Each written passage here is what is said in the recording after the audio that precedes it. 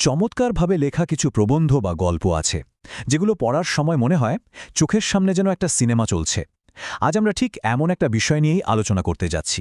আমাদের আজকের এই বিশ্লেষণে থাকছে এ ক্রাউডেড এয়ারপোর্ট বা একটি জনবহুল বিমানবন্দর শিরোনামের একটি অসাধারণ লেখার ব্যবচ্ছেদ। আমরা শুধু সাধারণ পাঠ্য হিসেবে নয়, বরং এটাকে একটা শর্ট ফিল্মের মতো সিনেম্যাটিক দৃষ্টিকোণ থেকে দেখব। চলুন দেখা যাক শুধুমাত্র শব্দের জাদুতে কিভাবে একটা আস্ত পরিবেশ তৈরি করা যায়। ঠিক আছে, চলুন একদম গভীরে যাওয়া যাক। শুরুতেই এই লাইনটা একটু খেয়াল করুন। প্রথম বাক্যেই লেখক ডেনপাসার বিমানবন্দরের অবিরাম শক্তির ভেতরে আমাদের একেবারে ছুঁড়ে ফেলেছেন। মানুষের ভিড়কে তুলনা করা হয়েছে একটা গর্জনরত নদীর সাথে।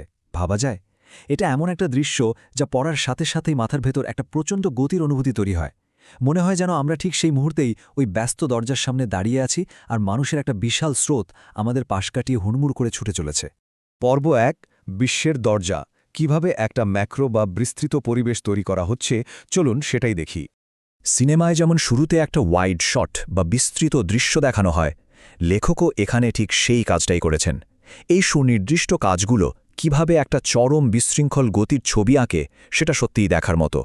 বন্যভাবে দুলতে থাকা ব্যাগ, মেঘ কেটে তীরবেগে ছুটে চলা প্লেন আর পৃথিবীর নানা প্রান্ত থেকে আসা মানুষের ঢল, সবকিছু মিলিয়ে এই নিষ্প্রাণ ভবনটা আক্ষরিক অর্থেই যেন বিশ্বের দরজা হয়ে ওঠে। এখানে স্থির বলে কিছু নেই, সবকিছুই এক অদ্ভুত ছন্দময় বিশৃঙ্খলা। পর্ব ২, অনুভূতির বন্যা। এবার আমরা দেখব সংবেদনশীল ভাষা বা সেন্সরি ল্যাঙ্গুয়েজের চমৎকার ব্যবহার। প্রথম অনুচ্ছেদের ওই বিশাল বিস্তৃত দৃশ্যের পর লেখক কিন্তু আমাদের ক্যামেরার লেন্সটা আরও কাছে টেনে আনেন। এটা খুব চমৎকারভাবে তুলে ধরে যে কিভাবে শুধু শব্দ, গন্ধ বা স্পর্শের মতো সুনির্দিষ্ট বিষয়গুলোটা আলাদা করে ফোকাস করলে পুরো লেখাটা একেবারে 3 ডাইমেনশনাল বা ত্রিমাত্রিক হয়ে ওঠে। জুতোর নিচে কার্পেটের ঘর্ষণ, মৌমাছির মতো মানুষের একটানা গুঞ্জন, রাসায়নিক গন্ধযুক্ত শুষ্ক বাতাস আর একেবারে অচেনা আঠালো একটা মিষ্টি স্ন্যাক্সের স্বাদ, এগুলো পড়লেই মনে হবে আমরা আক্ষরিক অর্থেই ওই বিমানবন্দরের ভেতরে হাঁটছি। আর সবচেয়ে আকর্ষণীয় ব্যাপার কি জানেন? এই বাইরের সংবেদনশীল বর্ণনাগুলো খুব নীরবে মানুষের ভেতরের মানসিক অবস্থার সাথে মিলেমিশে একাকার হয়ে যায়।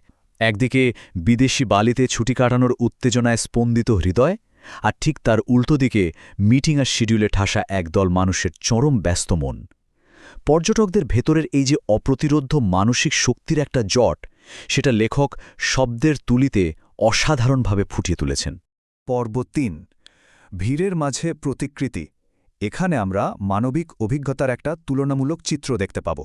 এবার আমাদের সিনেম্যাটিক লেন্স বৃহত্তর ভিড় থেকে জুম ইন করে ফোকাস করছে অত্যন্ত সুনির্দিষ্ট দুটি চরিত্রের দিকে। এখানে সবচেয়ে মজার বিষয়টা হলো একই জায়গায় বসে থাকা সম্পূর্ণ ভিন্ন দুটো জগতের মানুষের মধ্যে তীব্র বৈপরীত্য। বাম দিকে খেয়াল করুন, একটা বাচ্চা ছেলে, তার মধ্যে এক ধরনের স্বতঃস্ফূর্ত কৌতূহল কাজ করছে। সে দুলছে আর অবাক হয়ে আকাশ দেখছে। আর ডান দিকে একজন কর্মজীবী নারী, যিনি একদম মূর্তির মতো নিখুঁত ভঙ্গিতে বসে যান্ত্রিকভাবে নিজের কাজে ডুবে আছেন। আকাশ আর পাতাল তফাৎ, তাই না? দৃশ্যটা একটু কল্পনা করার চেষ্টা করুন। ছোট্ট একটা ছেলে কাঁচের ওপর হাত রেখে অবাক বিস্ময়ে বাইরের রানওয়ের দিকে তাকিয়ে আছে। এখানে যে নির্দোষ এবং প্রাণবন্ত ভাষার ব্যবহার করা হয়েছে তা এক কথায় অসাধারণ।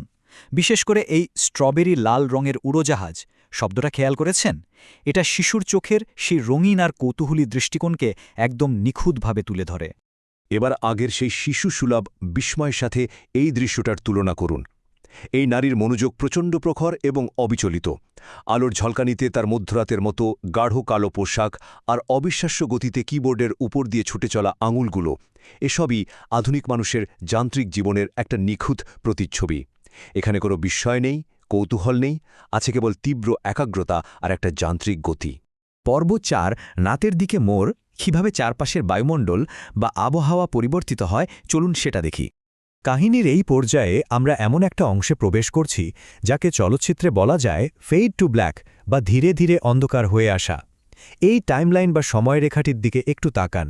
শুরুতে মানুষের যে উচ্ছ্বসিত শক্তি আর কোলাহল ছিল, সময়ের সাথে সাথে তা আক্ষরিক অর্থেই শূন্যে মিলিয়ে যেতে থাকে। সূর্যাস্ত থেকে শুরু করে গোধূলি, সন্ধ্যা এবং সব শেষে গভীর রাত। বিমানবন্দরের ব্যস্ত পরিবেশটা কিভাবে স্তিমিত হয়ে আসে, এটা তারই একটা চমৎকার ভিজুয়াল ম্যাপ।